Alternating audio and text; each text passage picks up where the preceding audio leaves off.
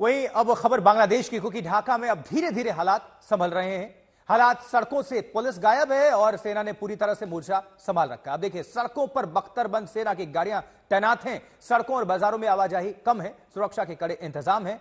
Traffic जैसे कामों का जिम्मा वहां वॉलेंटियर्स और स्कूली बच्चों ने संभाल रखा है। स्कूल कॉलेज फिलहाल बंद हैं, जिनके सोमवार को खुलने की संभावना है। आज तक की टीम इस वक्त कोलकाता में मौजूद है और ग्राउंड रिपोर्ट आपको हम दिखा रहे हैं। अब आपको दिखाते हैं आशुतोष की ढाका से रिपोर्ट। सबसे पहले हमारे संवाददाता ने बांग्लादेश में हिंदुओं के हालात पर वहां के लोगों से बातचीत की है।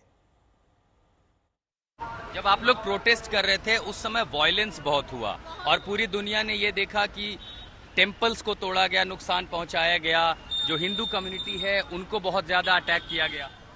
हाँ। आप लोगों ने विरोध किया कि ये नहीं होना चाहिए।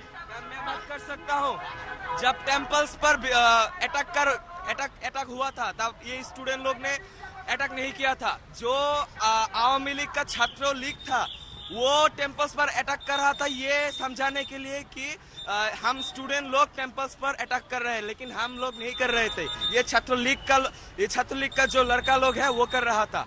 और वो ये शेख हसीना का प्लान था।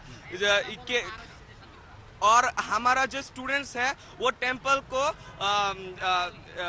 क्या कहते हैं उसको, टेम्पल के बाहर खड़ा हुआ था ताकि कोई अटैक कर ना सके। अब जो आपके हिंदू भाई हैं जिनके साथ आप इतने सालों तक यहाँ रहते हैं, क्या वो आज की तारीख में बांग्लादेश में सेफ हैं, सुरक्षित हैं? अब तक हम 100% श्योर नहीं कि वो 100% सेफ है, क्योंकि अभी तक पुलिस सचल नहीं हुआ है। इसलिए हम लोग अभी तक 100% श्योर नहीं कि वो लोग सेफ है। जब पुलिस रोड पर निकल जाएगा तब हम लोग 100% श्योर होंगे कि वो लोग सेफ है। अभी तक काफी सारे टेम्पल को तोड़ा गया है और मस्जिद पर भी अटैक हुआ है। ये शेख हसीना के जो हिंदू फ्रेंड्स थे, चाहे लड़के हो लड़कियां हो, वो उन्होंने आप लोगों से मदद मांगी थी इस वायलेंस के टाइम में? हाँ, मदद मांगी थी। वो भी मांगत थी। वो भी स्टूडेंट्स ही है, वो भी स्टूडेंट्स है और वो हमसे मदद भी मांगी थी। हम जितनी कर सके उतनी कोशिश की है। क्या दो कम्युनिटी के बीच में, यहाँ मेजॉरिटी और माइनॉरिटी के बीच में, क्या किसी तरह का गैप बढ़ गया है, खाई बनी है, दूरी आ गई है हिंदू और मुस्लिम के बीच यहाँ? नो, ऐसी कोई बात नहीं है। हम सब लोग साथ में ही अभी तक जितनी कर सकते हैं वो कोशिश कर रहे हैं कि हम क्या कहते हैं उसको, डिफेंस कर सके। जो छात्र लीग की टीम है उसके साथ हम डिफेंस कर सके, वो कोशिश हम कर रहे हैं। हम मिलके ही कर रहे हैं। हिंदू मुस्लिम सब भाई भाई है। आप जिन छात्रों को सुन रहे हैं वो भी मान रहे हैं कि हमला हुआ, निशाना बनाया गया, लेकिन हालांकि इनका आरोप है कि दरअसल जो आवामी लीग पार्टी थी शेख हसीना की, उनके जो छात्र संगठन थे या उनसे जुड़े हुए जो लोग थे, उन्होंने हमला किया। जाहिर है हमला किसने किया, ये जब जांच पड़ताल शुरू होगी, कभी पुलिस सड़क पर आएगी, कोई आयोग बनेगा तो पता चलेगा। लेकिन फिलहाल ये स्थिति जरूर है कि बांग्लादेश में उन अल्पसंख्यकों को निशाना बनाया गया, धार्मिक स्थानों को निशाना बनाया गया और इसीलिए मन में ये डर, ये चिंता, ये फिक्र उन हिंदुओं के मन में जरूर है। ढाका से मैं आशुतोष मिश्रा, आज तक। ढाका में सुरक्षा के अब थोड़े इंतजाम बेहतर हैं। सड़कों पर चहल पहल तो बढ़ी है, लेकिन अभी आवाजाही कम है। एयरपोर्ट के बाहर क्या हालात हैं, चलिए जानते हैं, दिखाते हैं रिपोर्ट। बांग्लादेश में शेख हसीना की सरकार के खिलाफ उठे विद्रोह के बाद स्थिति कैसी है, ये समझने के लिए आज तक पहुंचा है बांग्लादेश। मैं आशुतोष मिश्रा इस समय राजधानी ढाका में हूं और पहली तस्वीरें हम आपको दिखाते हैं कि आखिर इस पूरे घटनाक्रम के बाद बांग्लादेश में क्या बदला है। मेरे पीछे आप जो सड़कों पर गाड़ियों की चहल पहल देख रहे हैं, इससे आपको ये अंदाजा जरूर लगता होगा कि स्थिति कुछ तो बदली है, लेकिन बहुत सारी चीजों में भी बदलाव आना बाकी है। मसलन सड़कों पर आप क्या देख रहे हैं, वॉलंटियर्स हैं, हाथों में डंडा लेकर के खड़े हैं। इसके अलावा जो दूसरी एजेंसीज के कैंडिडेट हैं वो यहाँ पर खड़े हैं। एंड उसके अलावा आप जो देख पाए, देखिए यहाँ पर कई सारे बीएनसी कैंडिडेट्स हैं, जो वॉलंटियर्स हैं अलग अलग फोर्सेस के, वो यहाँ पर ट्रैफिक मैनेज कर रहे हैं। और इसके अलावा साथ में आपको दूसरी तरफ दिखाएंगे, यहाँ सड़कों पर अर्धसैनिक बल और मिलिट्री भी तैनात की गई है बांग्लादेश की, जो आपको सड़कों पर दिखाई देगा। हम जहां पर हैं ये एयरपोर्ट का इलाका है और एयरपोर्ट के पास आप क्या देख पा रहे हैं, बख्तरबंद गाड़ियों का जमावड़ा। और इस इलाके में जब हिंसा शुरू हुई, लोग सड़कों पर उतरे, तब सबसे ज्यादा लोगों का जो हुजूम था वो इस एयरपोर्ट की ओर बढ़ रहा था। और एयरपोर्ट आप क्या देखेंगे, यहाँ पर सड़कों पर आपके लोग देखेंगे हाथों में डंडा लिए हुए, और ये सब लोग इस समय यहाँ पर ये कोशिश कर रहे हैं कि ट्रैफिक सुचारू रहे। आपको ट्रैफिक पुलिस दिखेगी, ढाका पुलिस दिखेगी, वॉलंटियर्स दिखेंगे और हर कोई मैनेज कर रहा है कि किसी को असुविधा ना हो, हालात बदल जाएं। लेकिन क्या हालात वाकई जमीन पर बदले हैं? ढाका की सड़कों पर सेना मौजूद है, कई जगह पर बख्तरबंद गाड़ियां तैनात हैं। अब वहां से बांग्लादेश की राजधानी में प्रमुख सड़कों पर क्या हालात हैं, दिखाते हैं रिपोर्ट।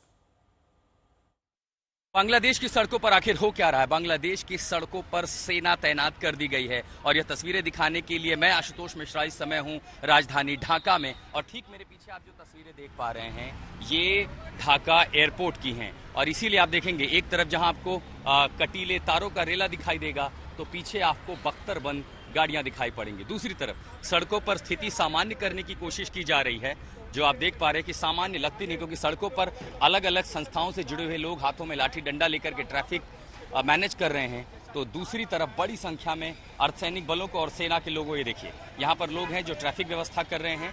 ये वो लड़के हैं जो इस पूरे हंगामे में शेख हसीना सरकार के खिलाफ सड़कों पर उतरे थे और इसमें अलग अलग कैडेट कोर के जो वॉलंटियर्स हैं। लेकिन अब आप जो तस्वीरें देख रहे हैं ये आपको बांग्लादेश की वास्तविक स्थिति के बारे में बताएंगे। एयरपोर्ट के ठीक बाहर कटीले तारों का ये बाउंड्री बनाई गई और साथ में आप देख पा रहे हैं कि एलएमजी लेकर के अत्याधुनिक मशीन गन के साथ यहाँ पर सैनिक तैनात है। दूसरी तरफ आर्म्ड फोर्सेस के जो लोग हैं इनको आप देख पा रहे हैं, अर्धसैनिक बल हैं जो यहाँ के बांग्लादेश के, आप देख पा रहे हैं एयरपोर्ट पर इनकी तैनाती। लेकिन उससे भी इतर आप जब आके देखें तो आपको क्या दिखाई देता है?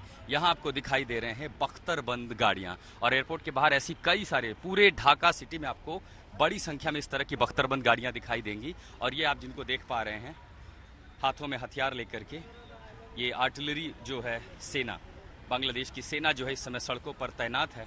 और साथ ही दूसरी तरफ एक शांति तो जरूर दिखाई पड़ती है सड़कों पर, लेकिन ये किसी आने वाली अशांति की सुगबुगाहट से कम नहीं है।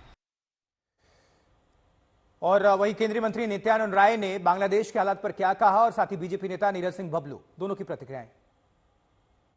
देखिए, कांग्रेस की अलग सोच है, वह तुष्टीकरण की राजनीति करते हैं और उनके हर बात और हर सोच के तहत अपनी सत्ता की सोच ज्यादा होती है। माननीय प्रधानमंत्री जी और उनके नेतृत्व वाली केंद्र की सरकार बांग्लादेश की स्थिति पर लगातार नजर बनाए हुए हैं और वहाँ हिंदू सुरक्षित रहे, जो भी भारतीय वहाँ है सुरक्षित रहे, इसके लिए बड़े अधिकारी भारत सरकार के लगातार वहाँ के संपर्क में हैं। और माननीय गृह मंत्री जी ने वहाँ एडीजी बीएसएफ के अध्यक्षता में एक उच्च स्तरीय कमेटी भी बना दिए हैं।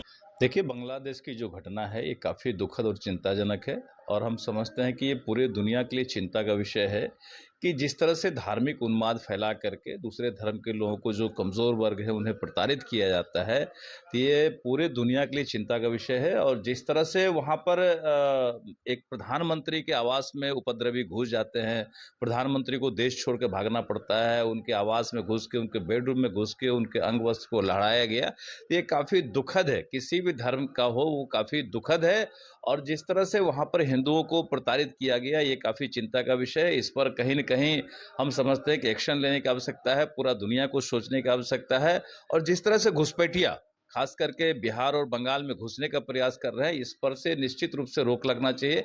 वैसे माननीय मुख्यमंत्री जी ने संदेश दे दिया है, पूरे पुलिस प्रशासन को अलर्ट कर दिया गया है कि एक भी घुसपैठिया बिहार में घुस ना पाए।